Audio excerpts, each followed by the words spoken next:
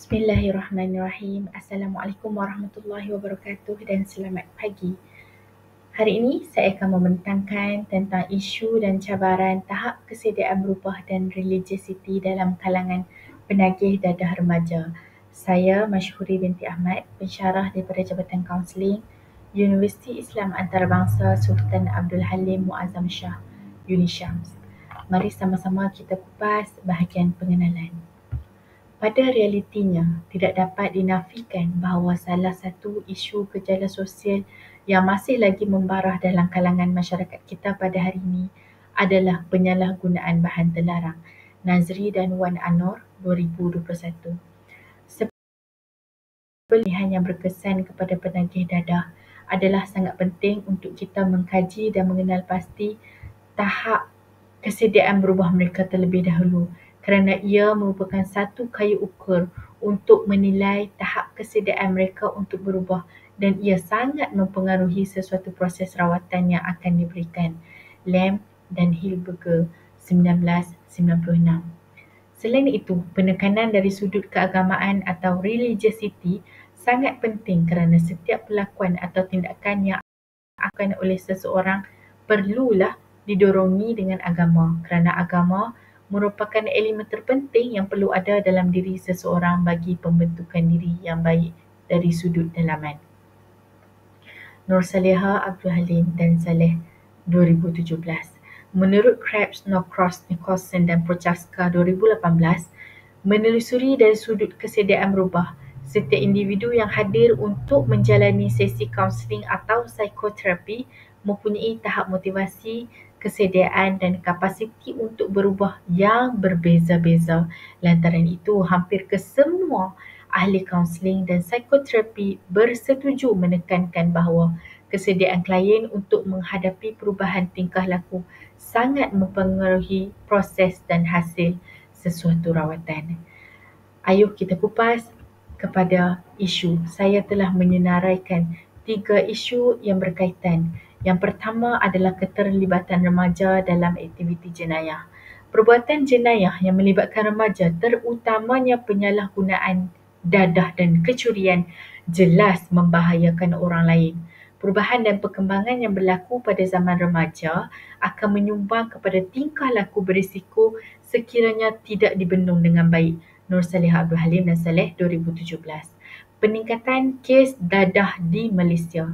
Berita yang dilaporkan oleh Esok Awani pada 21 Jun 2022 menunjukkan terdapat kenaikan sebanyak 50% kes rampasan dadah dari bulan Januari sehingga Mei berbanding tempoh yang sama pada tahun 2021 di Kelantan. Di negeri-negeri lain di Malaysia, misalnya di Sabah, di Pulau Pinang, di Perak dan beberapa negeri lain yang semuanya terus menyajikan dadah yang sehingga hari ini masih tidak dapat dikawal dengan sepenuhnya. Yang ketiga, penyalahgunaan dadah mempunyai kesan kepada kesihatan awam. Laporan dadah sedunia 2021 melaporkan pada tahun 2019 menunjukkan peningkatan kadar kematian hampir 1,5 juta manusia di seluruh dunia disebabkan oleh pengambilan ubat tahan sakit yang mengandungi dadah secara berlebihan. Penyakit-penyakit serius yang sangat sinonim dengan penggunaan dadah yang menyumbang kepada angka kematian ialah penyakit HIV dan hepatitis B. Seterusnya, daripada Nur Aina 2022 menunjukkan 76 remaja ditangkap termasuklah yang menjadi tukang dadah dan ada yang masih bersekolah serta 2 daripadanya baru berusia 13 tahun. Kita masuk kepada cabaran. Saya telah menyenaraikan 6 cabaran. Yang pertama adalah kekurangan motivasi dan keinginan untuk berubah dalam kalangan remaja berbanding dengan dewasa. Kajian telah menunjukkan bahawa remaja adalah golongan yang kurang motivasi dan kesediaan untuk mengubah tingkah laku mereka berbanding golongan dewasa apabila melalui proses rawatan penagihan dadah. Pelbagai faktor boleh dibincangkan seperti pengaruh rakan sebaya, kurang kesedaran tentang akibat penggunaan dadah dan mempunyai perasaan kebal. Melvick et al. 1997.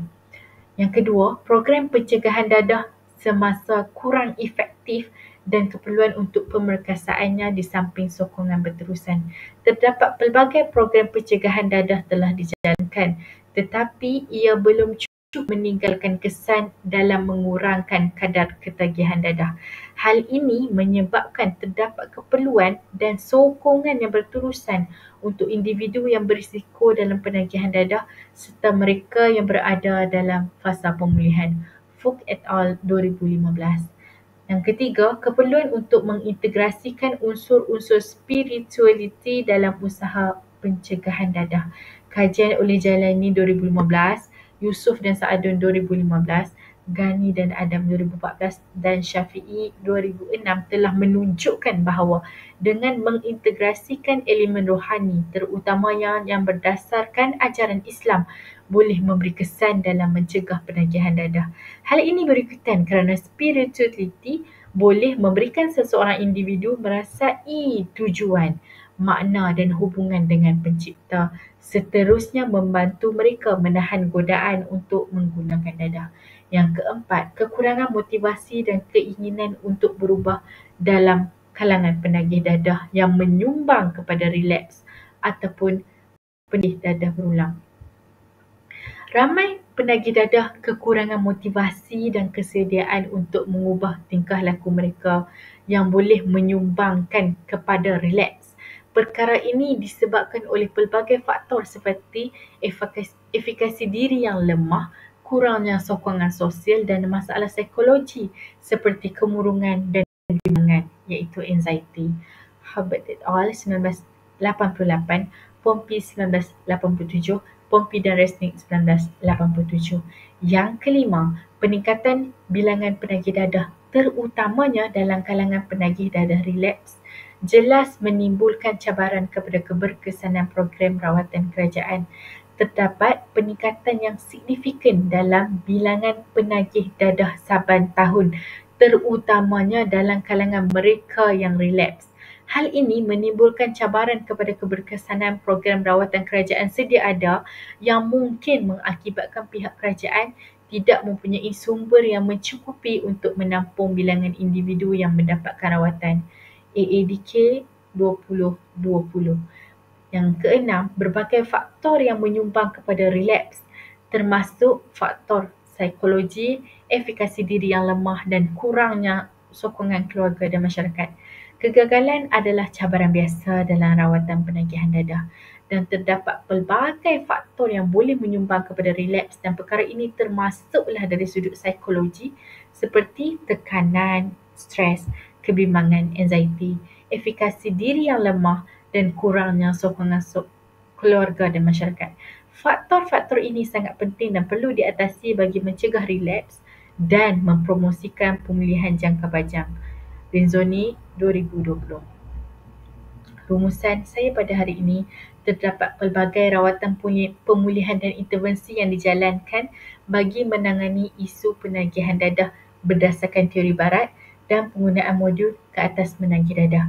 Namun begitu, pengkaji melihat terdapat keperluan untuk membina sebuah modul dan intervensi bagi menambah baik modul sedia ada dengan memberi penekanan terhadap elemen religiosity di samping memperkukuhkan kognitif dan tingkah laku seseorang bagi mengelakkan penagih dadah khususnya golongan remaja ini kembali semula ke kancah penagihan dadah.